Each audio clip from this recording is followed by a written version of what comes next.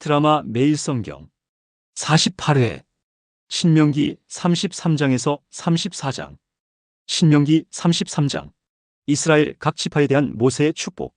햇살이 네보산의 능선을 따라 은빛으로 물들이기 시작했다.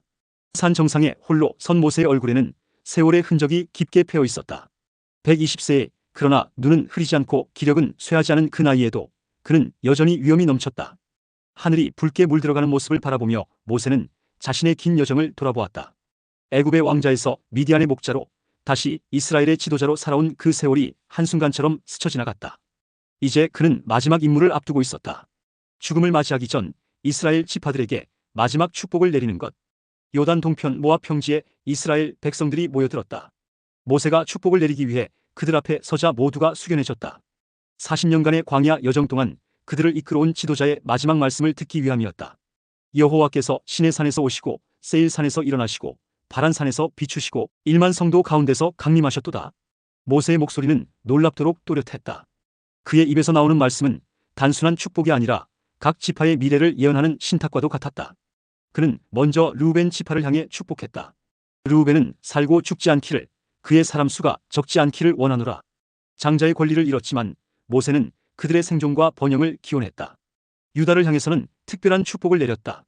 여호와여, 유다의 음성을 들으시고 그 백성에게로 인도하시오며 그의 손이 자기를 위하여 족하게 하시고 주께서 도우사 그로 그 대적을 치게 하소서. 모세의 눈에는 후에 이 지파에서 나올 위대한 왕국의 모습이 어렴풋이 보이는 듯했다. 레위 지파를 축복할 때는 그의 음성이 더욱 정중해졌다. 그들은 하나님의 제사장들이었다. 주의 둠밈과 우림이 주의 경건한 자에게 있게 하소서. 모세는 이들이 율법을 가르치고 제사장 직분을 충성되이 감당할 것을 당부했다. 요셉의 자손들 에브라임과 므낫세를 축복할 때 모세의 얼굴에는 특별한 애정이 어렸다. 그 땅이 여호와께 복을 받아 하늘의 보물인 이슬과 땅 아래에 저장된 물과 태양이 결실케 하는 보물과 달이 자라게 하는 보물과 옛 산들의 좋은 것들과 영원한 작은 산들의 보물과 땅의 보물과 거기 충만한 것들과 그는 그들에게 풍요로운 축복이 넘치기를 원했다. 스불론과 이사갈, 갓과 단, 납달리와 아셀, 그리고 마지막으로 베냐민까지 모세는 한 지파도 빠짐없이 각각 그들의 특성과 미래에 맞는 축복을 내려주었다. 모든 축복을 마친 후 모세는 마지막으로 이스라엘 전체를 향해 말했다. 이스라엘이여, 너는 행복한 사람이로다. 여호와의 구원을 너와 같이 얻은 백성이 누구냐? 그는 너를 돕는 방패시요 내 영광의 칼이시로다. 그의 말을 듣던 수많은 이스라엘 자손들의 눈에는 눈물이 고였다. 그들은 이것이 모세와의 마지막 만남임을 직감했다. 여호수아는 특히 무거운 마음으로 스승의 모습을 새겨두려 했다. 축복을 마친 모세는 느릿한 걸음으로 네보산으로 올라갔다. 뒤를 돌아보지 않았다. 광야에서의 40년이 이제 막을 내리려 하고 있었다. 그의 마음은 이상하게도 평온했다. 그가 해야 할 일을 모두 마쳤기 때문이었다. 해질녘 이스라엘 진영에서는 모세의 축복을 되새기며 서로 이야기꽃을 피웠다. 각 지파는 자신들에게 내려진 축복의 의미를 곱씹었다. 그것은 단순한 좋은 말이 아니라 앞으로 그들이 가나안 땅에서 어떻게 살아가야 할지에 대한 지침이었다. 노인 엘리에셀은 자신의 손자에게 말했다. 이 축복은 단지 우리의 미래를 예언한 것만이 아니라 우리 각자가 어떤 역할을 해야 하는지 보여주는 것이란다. 레위는 가르치고 유다는 다스리고 요셉은 풍요를 누리고 우리는 서로 다르지만 모두 여호와의 백성으로서 하나란다. 밤이 깊어갈수록 이스라엘 백성들의 마음에는 묘한 감정이 일었다. 슬픔과 기대가 뒤섞인 감정이었다. 모세는 떠나가지만 그들은 약속의 땅을 향해 나아갈 것이다. 모세의 마지막 축복이 그들의 여정의 등불이 될 것이었다. 그날 밤 달빛이 네보산을 비추는 가운데 한 노인의 실루엣이 산 정상에서 빛나고 있었다. 모세는 홀로 서서 자신이 결코 밟지 못할 약속의 땅을 바라보고 있었다. 그의 마음은 기쁨으로 가득했다. 여호와께서 자신의 백성을 약속의 땅으로 인도하실 것이기 때문이었다. 신명기 34장. 모세의 죽음과 지도자 교체. 아침 안개가 피스가 산봉우리를 휘감고 있었다. 여호와께서는 모세를 네보산 위 피스가 산봉우리로 인도하셨다. 거기서 그분은 모세에게 약속의 땅을 보여주셨다. 단에서부터 멀리 남쪽 네겝 광야까지, 동쪽 요단 계곡에서 서쪽 지중해까지 모든 땅이 모세의 시야에 펼쳐졌다. 이것이 내가 아브라함과 이삭과 야곱에게 맹세하여 그들의 후손에게 주겠다고 한 땅이니라. 여호와의 음성이 모세의 귀에 울렸다. 내가 내 눈으로 보게 하였거니와 너는 그리로 건너가지 못하리라. 모세의 눈에는 이상하게도 눈물이 맺히지 않았다. 대신 깊은 감사와 평안이 그의 마음을 채웠다. 사명을 마치는 기쁨이었다. 그는 가나안 땅의 풍요로움을 눈에 담았다. 올리브 나무가 질비한 언덕, 포도원이 뒤덮인 계곡, 풍요로운 곡식 들판, 그리고 그 모든 것을 적시는 강과 시내들. 고맙습니다, 여호와여. 모세의 입술이 떨렸다. 당신의 백성을 이토록 사랑하시니 감사합니다.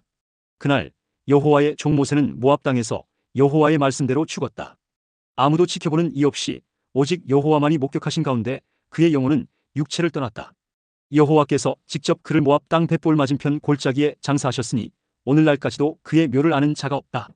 모세가 죽을 때 나이 120세였으나 그의 눈이 흐리지 아니하였고 기력이 쇠하지 아니하였다. 그의 마지막 모습은 여전히 강건하고 위엄이 있었다. 이스라엘 자손들은 모압 평지에서 30일 동안 모세를 위하여 애곡하며 슬퍼했다. 여호수아는 그날 아침 일찍 일어났다. 어젯밤 꿈에서 모세가 그에게 왔었다. 말은 없었지만 모세의 미소가 그에게 확신을 주었다. 텐트 밖으로 나온 여호수아는 네보산을 바라보았다.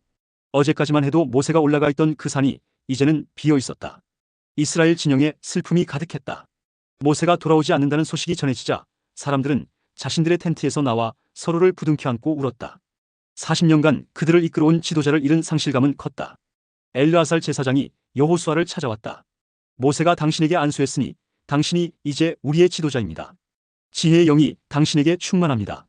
여호수아는 무거운 책임감을 느꼈다. 모세의 뒤를 잇는다는 것은 결코 쉬운 일이 아니었다. 모세를 위한 애곡 기간이 끝나갈 무렵 여호수아는 이스라엘의 장로들을 불러 모았다. 우리는 이제 앞으로 나아가야 합니다. 모세가 우리에게 가르쳐준 모든 것을 기억하며 여호와께서 우리 조상들에게 약속하신 땅으로 들어가야 합니다. 장로들은 고개를 끄덕였다. 슬픔 속에서도 그들은 여호와의 약속을 기억했다. 모세는 떠났지만 여호와는 여전히 그들과 함께 계셨다. 애곡 기간이 끝난 후 여호수아는 여호와께서 그에게 명하신 대로 백성들에게 지시했다. 식량을 준비하라. 사흘 안에 우리는 요단을 건너 여호와 우리 하나님께서 우리에게 주시는 땅을 차지하러 가리라. 이스라엘 백성들은 여호수아의 말에 응답했다. 당신이 우리에게 명령하는 것은 무엇이든지 우리가 행할 것이요 당신이 우리를 보내는 곳이면 어디든지 우리가 가리이다. 우리가 범사의 모세에게 순종한 것 같이 당신에게도 순종하려니와 오직 당신의 하나님 여호와께서 모세와 함께 계시던 것 같이 당신과 함께 계시기를 원하나이다. 그 말을 들은 여호수아의 마음은 강해졌다. 모세의 발자취를 따라가는 것은 두려운 일이었지만 여호와께서 함께 하신다면 가능할 것이다. 이스라엘 역사에서 모세와 같은 선지자는 다시 일어나지 않았다. 여호와께서 대면하여 아시던 자, 여호와께서 애굽 땅에서 바로와 그의 모든 신하와 그의 온 땅에 행하게 하신 모든 표적과 기사를 수행한 자, 그리고 이스라엘 온 회중 앞에서 큰 권능을 행하고 위엄을 나타낸 자가 다시는 없었다. 그러나 모세의 정신은 여호수아와 그 이후 세대를 통해 계속 이어졌다. 모세가 기록하고 가르친 율법은 이스라엘의 삶의 중심이 되었다. 그가 남긴 유산은 땅으로 들어간 이스라엘 백성들의 나침반이 되었다. 여호수아는 자신의 텐트로 돌아와 조용히 기도했다. 여호와여, 당신의 종 모세를 기억하소서. 그리고 이제 저를 통해 당신의 뜻을 이루소서. 그는 모세가 남긴 두루마리들을 조심스레 펼쳤다. 신명기의 마지막 부분, 모세의 축복이 적힌 부분을 다시 읽었다. 모세의 말씀이 여호수아의 마음에 새겨졌다.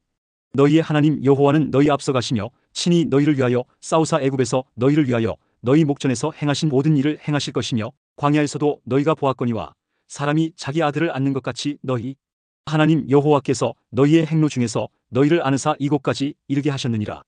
다음 날 아침 태양이 동쪽 하늘에서 떠오르며 새로운 시대의 시작을 알렸다. 모세 시대는 끝났고 여호수아의 시대가 열렸다. 이스라엘 백성들은 짐을 꾸리고 약속의 땅을 향해 첫걸음을 내디딜 준비를 했다. 그들의 앞에는 아직 요단강이 가로막고 있었고 그 너머에는 견고한 성들과 강한 적들이 기다리고 있었다. 그러나 그들은 두려워하지 않았다. 모세가 그들에게 가르쳐준 대로 여호와께서 그들과 함께 하시기 때문이었다. 네보산에서 불어오는 바람이 이스라엘 진영을 스쳐 지나갔다. 그 바람은 마치 모세의 마지막 축복과도 같았다. 여수르니여 하나님 같은 이가 없도다. 그가 너를 도우시려고 하늘을 타시고 궁창에서 위엄을 나타내시는도다. 영원하신 하나님이 내 처소가 되시니 그의 영원하신 팔이 내 아래에 있도다. 신명기의 전체 핵심 내용과 주제. 신명기는 두 번째 율법이라는 의미로 모세가 이스라엘 백성들에게 전한 마지막 설교집이다. 그 핵심은 언약의 갱신과 순종에 대한 부르심이다. 모세는 이스라엘이 약속의 땅에 들어가기 전 광야에서의 40년 여정을 회고하며 여호와와의 언약을 다시 상기시키고 그들이 약속의 땅에서 어떻게 살아가야 할지에 대한 지침을 제공한다. 신명기는 크게 세 부분으로 나눌 수 있다.